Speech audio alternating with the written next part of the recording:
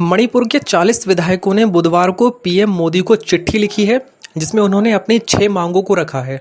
इनमें मणिपुर में एनआरसी लागू करने, उग्रवादियों से हथियार वापस लेने और शांति वार्ता की पहल शामिल है।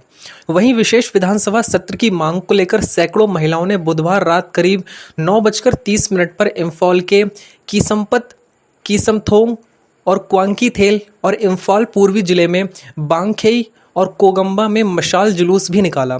उधर स्थानीय पुलिस और असम राइफल्स आमने सामने हो गए हैं। दोनों के बीच टकराव बढ़ गया है।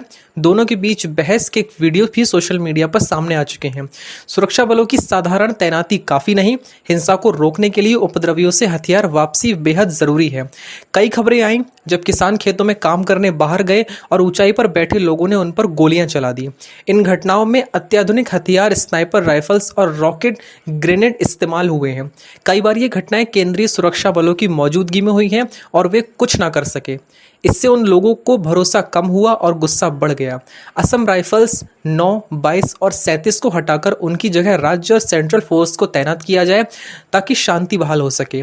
30 कुकी समुदाय के 25 समूहों के साथ 2008 में हुए सस्पेंशन ऑफ ऑपरेशन के समझौते को वापस लिया जाए क्योंकि यहाँ नियमों का उल्लंघन किया गया है।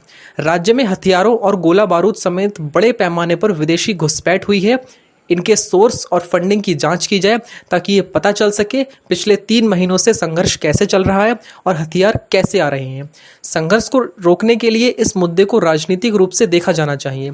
कई ऑप्शन हैं, उनमें से एक मणिपुर के मूल निवासियों के लिए नेशनल रजिस्टर ऑफ सिटीजन्स को जल्द लागू किया जा सकता है।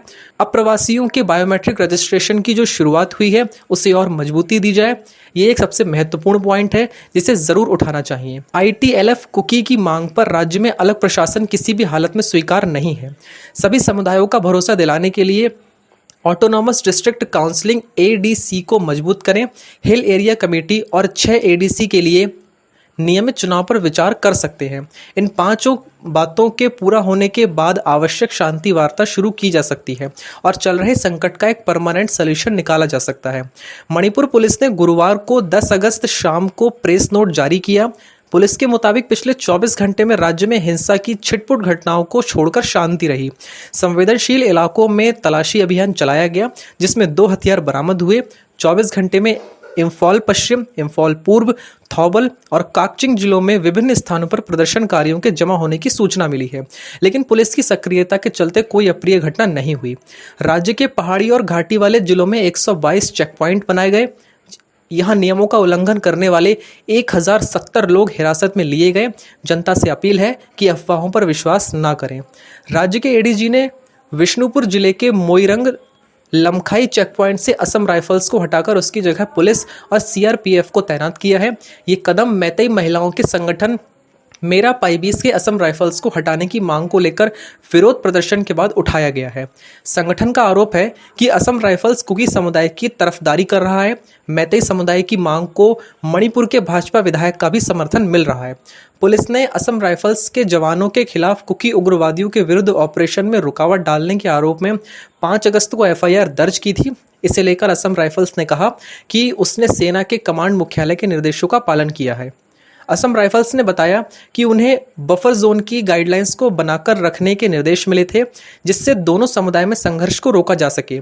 असम राइफल्स का यह भी कहना है कि एक अन्य घटना को लेकर उसको निशाना बनाया जा रहा है जबकि वहां सेना की इन्फेंट्री बटालियन तैनात है।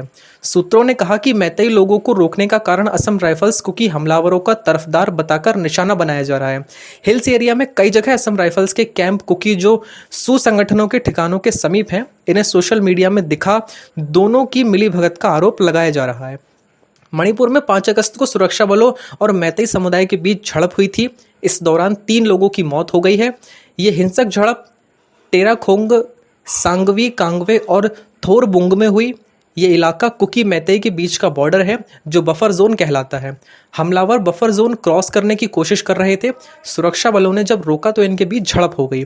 इस दौरान फायरिंग भी की गई। सुरक्षा बलों को जवाबी कार्रवाई करनी पड़ी। 3 लोगों की मौत के बाद इलाके में तनाव बढ़ गया। थोरबंग एरिया के पहाड़ों से फायरिंग की गई। मोर्टार से भी हमला किया गया। इसके बाद भीड़ ने कई रास्ते जाम कर दिए। ज़्यादा अपडेट के लिए देखते रहें NIN। फिलहाल NIN में इतना ही। दीजिए मुझे इजाज़त।